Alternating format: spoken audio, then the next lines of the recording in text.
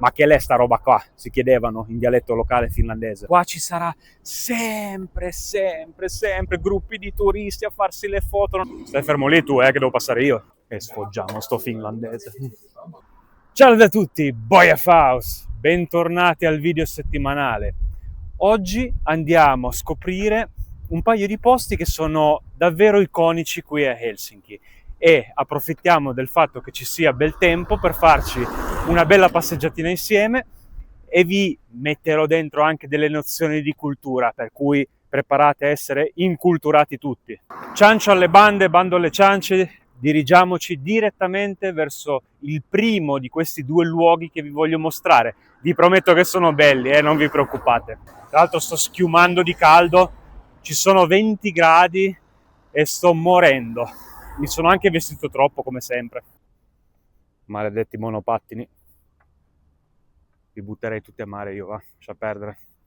Il primo dei posti che andremo a visitare è collegato strettamente a una figura importantissima nella cultura finlandese, ossia la figura di Sibelius. Chi era sto qua? Allora, Sibelius era un compositore, probabilmente il compositore più famoso e più importante della storia della Finlandia, ed è sicuramente uno di quelli che tutt'oggi i finlandesi conoscono e di cui sono solitamente orgogliosi. Sibelius vive principalmente nella seconda metà dell'Ottocento e nella prima metà del Novecento. Ma perché Sibelius è importante? Perché Sibelius ha vissuto gran parte della propria vita quando la Finlandia era un granducato sotto l'impero russo.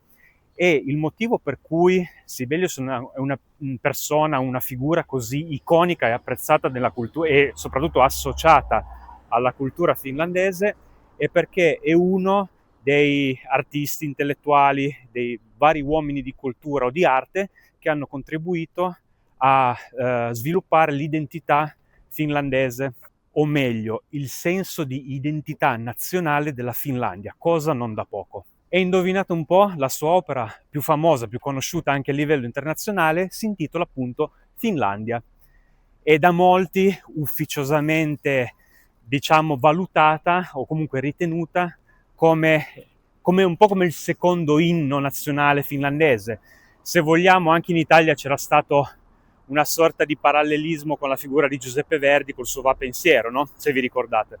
Diciamo che Sibelius potrebbe essere un po' il Verdi qua nostrano finlandese. Piccola curiosità, come si chiamava di nome proprio Sibelius? Si chiamava Jean come lo conosce la maggior parte della gente?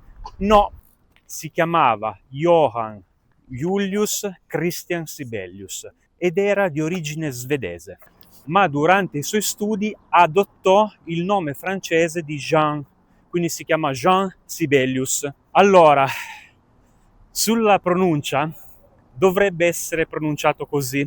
Perché uso il condizionale? Perché ovviamente la pronuncia corretta in francese di quel nome è Jean, ma molte persone, anche finlandesi, non hanno quel suono a disposizione, comunque fanno fatica a pronunciarlo, e mi è capitato di sentire anche delle volte Jan o Jan, così. Allora, per quello che so io, il nome era appunto preso dalla cultura francese, proprio perché era un po' allora, alla fine dell'Ottocento, la seconda metà dell'Ottocento, il francese era la lingua dell'élite, no? Della diplomazia e anche un po' della cultura. E quindi, secondo me, va pronunciato alla francese, Jean Sibelius. Sibelius morì nel 1957 e circa 10 anni dopo, nel 1967, dico circa perché il mese era diverso, ci fu un concorso per, diciamo, onorare la figura di Sibelius e quindi costruire un monumento, comunque un'onoreficenza. Venne indetto un concorso e questo concorso lo vinse la scultrice Eila Hiltunen, che appunto creò il monumento di Sibelius. E adesso ve lo mostro perché sono arrivato. Dopo vi dico io cosa ne penso, va che è meglio. Questo è il monumento di Sibelius. E come già intravedete, questo è uno dei motivi per cui io non sono assolutamente un fan di questo monumento. La calca. È uno dei siti più iconici in assoluto. Si tratta di 600 canne d'organo, o comunque canne, anzi tubi.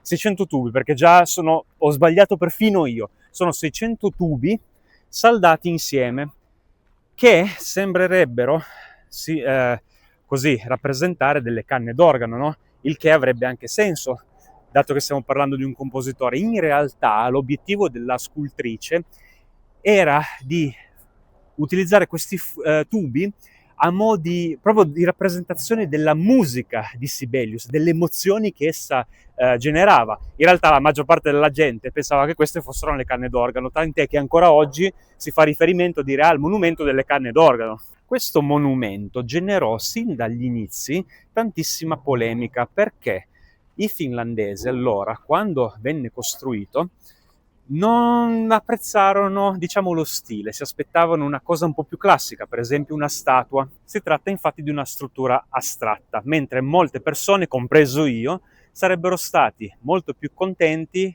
di una soluzione più classica, per esempio la classica statua. Questo è proprio uno dei punti iconici di Helsinki, quindi qua ci sarà sempre gruppi di turisti a farsi le foto, non avrete mai un momento da soli con il monumento per poterlo apprezzare.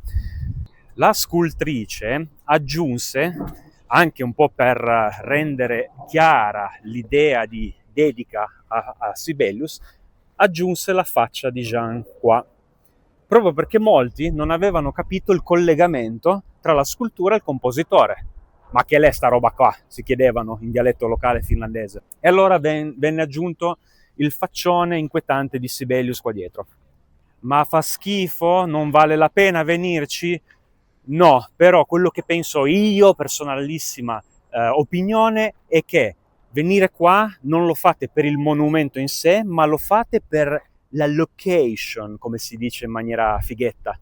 Perché questo monumento è messo in riva al mare, in mezzo a un parco. Il parco è davvero molto bello ed è esattamente l'idea di un parco tipico finlandese, l'idea di costruire il monumento in mezzo a un parco, perché Sibelius è noto che fosse solito trarre la propria ispirazione dalla natura finlandese. Infatti lui non amava il centro di Helsinki, lui amava abitare fuori, proprio perché aveva l'ispirazione maggiore, apprezzava di più la natura da buon finlandese. Direte, andiamo a prenderci un bel caffè da qualche parte?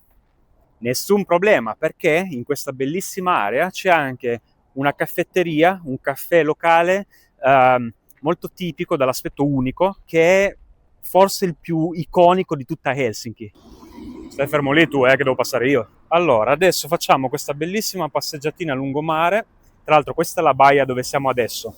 Noi siamo qua è il parco con il monumento di Sibelius e noi adesso ci dirigiamo qua dove c'è quella bellissima tazzina simbolo che è quell'edificio lì rosso, e adesso ci passiamo, però voglio farvi vedere il luogo in cui sono queste meraviglie. Vedete, qua siamo su una delle baie più belle di Helsinki, ma senza dubbio proprio. Ultima cosa su Sibelius che mi ha stracciato i marroni anche me, per carità. Qui a Helsinki c'è l'accademia più conosciuta, più rinomata, più prestigiosa di musica, quindi l'accademia più famosa del paese, che si chiama appunto Sibelius Academy. Questa costruzione, così, questa casetta rossa, in realtà è una costruzione della fine dell'Ottocento, se non sbaglio 1887, una cosa del genere. E quella che poi solo negli anni 2000, nel 2002 se non ricordo male, divenne una caffetteria, la caffetteria più iconica di Helsinki, da principio era semplicemente un deposito di attrezzature da pesca, insomma, di reti e cose varie, di proprietà, sembrerebbe, della famiglia Paulig, che è tra l'altro un famosissimo marchio di caffè qua in Finlandia. Ed eccoci qua, siamo arrivati.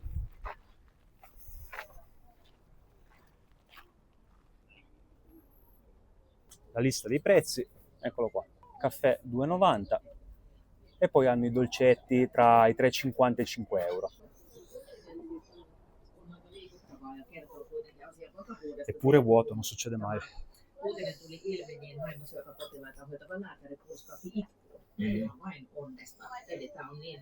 C'è un profumo di burro che non avete idea. Tra l'altro l'interno della caffetteria è tutto decorato con cose molto particolari, c'è il soffitto in legno, il timone, vedete tante belle immagini, oggettistica.